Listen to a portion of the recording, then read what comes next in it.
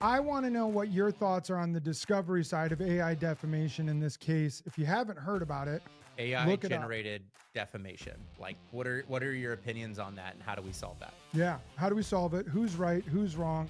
And just what are your thoughts? What are your thoughts on this case and the potential future cases? Welcome to Next In. Taylor Duncan. Shane Shown. All right. Today we'll have this one won't be super long, but this one's going to be super interesting, at least to me. I am curious if you have been following the news, the Robbie Starbuck AI defamation, Google. I've been following it a little bit, but I wouldn't say that I'm an expert. Why don't you talk about it a tiny bit? Because I have some expert. opinions. Neither of us are experts. I know, we just like to talk. I know. Like we know what we're talking for me, about. it's just like I have a very strong opinion on AI generated content and defamation and how that's happening online and TikTok and everything. But like, yeah, we work so closely in technology at Next Level with the recruiting agency, and we work with all these tech firms. So we inevitably are in that AI space, whether we're AI or not. And so this one's pretty interesting to me, though. This idea that essentially Robbie Starbuck, who is a right-winged activist, but again, I let's try in the beautiful state of Tennessee. I guess so. I didn't even know that he's a filmmaker based in Tennessee. So I don't know a lot about him. Let's not get so caught up in the political side of it, because I think that's and let's not open up ourselves to any sort of issues, because well then, but again, instead of doing that, it's the point isn't which side is he on. The point is more essentially he says, hey, if you go to Google, the AI assistant, and you Google me or whatever, it says stuff that is just patently false. This is his claim. And so he asks Google to remove it or whatever. They don't. So he sues them over it. The interesting part about it, the reason why I'm so interested, he has not won anything, to be clear. I don't know if it's true or false. I don't know the guy, but it does open the discussion around defamation, AI content, AI slop, right? Like, there is all of this stuff that's happening online where it's like, if you go on Twitter and you look up the things that are created by Grok, or you look up the things that are all over the internet, it's like, who's responsible for moderating? Do you have to have legal rules around that? And, at what point is the company liable for, like, what the social, the Fox, the whatever, the news channels, like, nobody, like, defamation, especially AI generated content, AI generated, I mean, how much AI generated stuff has been made of Trump? I don't know. I'm just saying, like, at what point are you allowed to start suing, not suing, winning, not winning? And that obviously just kind of blows my mind. One of the keys to our country, and this is one that, when we start going down that path, you start making statements that I'm going to go, whoa, whoa, whoa, freedom of press, which we have to have, regardless of if I agree or disagree with the press. We have to have a freedom of the press. And that's the whole, can you sue the press? Well, they should be allowed to say what they believe to be true. And, this is where it gets really muddy. It's very easy to go, well, nope, they shouldn't say things that are false. Well, freedom of speech, freedom of press. But now it's this AI generated slop. And I think for a second, I try to put myself in his shoes and imagine if you Googled my name, and instead of seeing like a picture of a beautiful model, you end up seeing like really nasty, totally patently false stuff. There's completely false stuff about, checked into rehab and everything else. And it's like, I've never checked. I don't do drugs. Like, what? And I asked to have it removed, and it doesn't get removed. And therefore it just keeps coming up. Right. And that would be a really simple way to try to destroy a competitor in the political sphere or the business world. You can create false claims against a competing company. And if you put that on the internet and somehow you work through AEO, and now all of a sudden this company that didn't do anything wrong has fake hallucinated lawsuits against it, which it doesn't actually have. Like, now who is liable for that? No, answer it. You got to answer the question. You know, I'm like deeply thinking about that because I mean, it could be like at the end of the day, like for defamation to turn into anything, there has to be some sort of like proof of damages. So I'd always be curious of like, how do you figure out AI generated proof of damages across like what is being found? How is that actively hurting him versus not hurting him? I mean, what if it's AI generated content that's just bragging about somebody? It's like really good. There you What if go. I look so good that it gives me an advantage in the world and it's AI generated advantages that Yeah, it I gets rid don't of my love deserve? handles.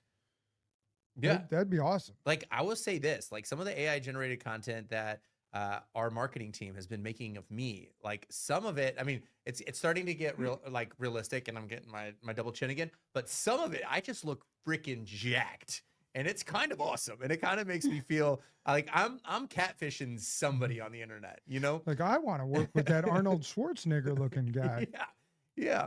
But I, but you know, there are these moments where we have AI generated content that is like what Starbuck is dealing with, where it's super negative, and there is like this catch-22, which is like, how do you determine whether something's real or fake? Ultimately, ends up coming down as like, have you seen Silicon Valley? Like the TV show? I Like an freaking episode, love it. Well, but there's not like a the lot. scene where it's like hot dog, no hot dog. Now we're not going across penis, no penis, but like how Easy. but how do you figure out if the AI generated content is real or is fake, and how do you prove if it's real or if it's fake? Because I have to imagine that's something Google's dealing with, and you know, Wikipedia.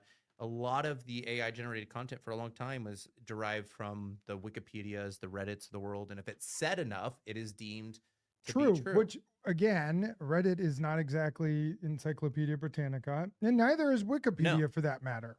no, it's a bunch of trolls, and so you're being you Yeah. like at the end of the day, like your persona, if brought onto those sites, is just being generated by a So bunch of we're gonna. trolls. I'll go in So and I'll go in a different direction for 1 second. We got to come back to this.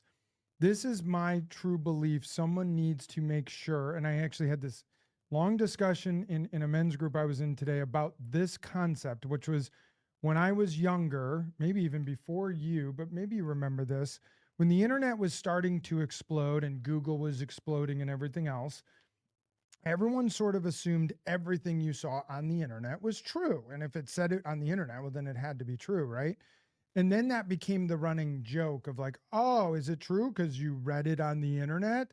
And people finally woke up to the idea that whatever was on the internet was not necessarily true or false. It was just on the internet. Anyone yeah, could post a website and state that things were, yeah, the sky was green. And now, well, if the internet said it, well, and Google says it, well, then it's definitely green. And it's like, no, stop, use your human brain. And that's something I think is really imperative. Is AI is amazing. I love it. AI has done certain things for me in the last, heck, 3 months that would have taken years and a lot of dollars, and a lots of lot of money. And dollars. now I've been able to produce it because of AI. At the same time, it's also generated just wildly false stuff and incorrect things. But currently, and I don't know if I'll fall asleep to this, but currently I'm using my human intelligence brain going, hey, AI, hey, ChatGPT or Claude, this is not accurate. You forgot to include, taxes or whatever when you're generating the P&L statement. And then they redo it and Yep. then they get it right. And so I think people, first of all, have to recognize just because AI says it does not make it true. No, Now let's go back and go, who's liable? that has to be the biggest question. And I don't know if that's ChatGPT or Claude or Google or, you know, enter the name of like the next engine or that we're dealing with, but there has to be some sort of regulatory body, like whether that's AI generated slop that's getting put out there, or like I'm dealing with candidates that are pretending to be people, and I don't know how or who is responsible for regulating even that. Like LinkedIn, for example, there are so many fake bots that are impersonating people. And I dealt with one yesterday, and I got on the call with the guy, and I started asking him personal questions, and I was like, "Hey, like, so, whatever, his name was Kyle. I spoke, Sure it is. I spoke to Kyle, but I found out Kyle, the one I was supposed to speak to, was fake, and that I connected with the real Kyle on LinkedIn, And so me and real Kyle talked, and then impersonator Kyle, I talked to, and he had an AI generated face on, and it was kind of wild knowing I spoke to the real one in the morning, and in the evening it was the fake one, and I started asking like actual questions, and they freaked out on me because This is the real Shane, and I know it because he's close enough that I I can might touch be him, and fake. my I hand don't can go know. through the This screen. is the fake version. I'm actually skinnier and more ripped in real The real version. in real The life. fake version, I gave myself love handles and a double chin. But it's hard. It's because it's just like even when you think of something like Facebook or LinkedIn or these other things, like part of it is like they're an ecosystem of information to exist, but they're it's hard because like the catch 22 is like there could be an overcorrection of what is real and fake. There could be an overcorrection of, oh well, we don't allow any AI generated stuff to. Well, Like, here's I don't. what I love about the Starbuck case, and this is where we can leave it because I don't think either you and or I, although I'm happy I will accept a position on the AI ethics board. Neither of us are going to be the ones who get to be the judge and jury on this. Nope. What's exciting and interesting is the judge in this case has said, this needs to move forward. Let's go to discovery. I'm very hopeful that the deep pockets of Google don't go, let's make a settlement for $10 million. I want discovery. Like allow some legislation to happen. Well, I to want where, like, discovery. I want to open this up. I want Robbie Starbuck to come out and he's going to be deposed, and I want Google to get deposed, and I want the books to get open. And if you know how law works and you get to the discovery phase, they're going to go through emails, and maybe there is damning stuff on Google's side and maybe there's not. Maybe Google, you're going to find out that just the LLMs, they create hallucinations and we can't stop it. It's not like it was ever done to target him. Like, I think the news, especially his side of the news, is they are targeting him specifically. If that's the case, this crap's got to stop. If it isn't the case, then we need to educate the world that, hey, just because you see it on AI, it ain't real. It will make mistakes, and you gotta read between the lines. Look at the sources that are cited, etc. I think discovery is going to be really wild in this, and I think it's going to tell us a lot. So that's why I am glad he is bringing this case. I'm excited about like the AI safety rules and regulations that are going to have to come into place that are going to allow for better identity resolution of some kind. Like, I don't know how that's going to work. I don't know where or who or what or how, but it's got to exist somehow. And to me, that selfishly, I want it to because of my day-to-day job and making our lives easier.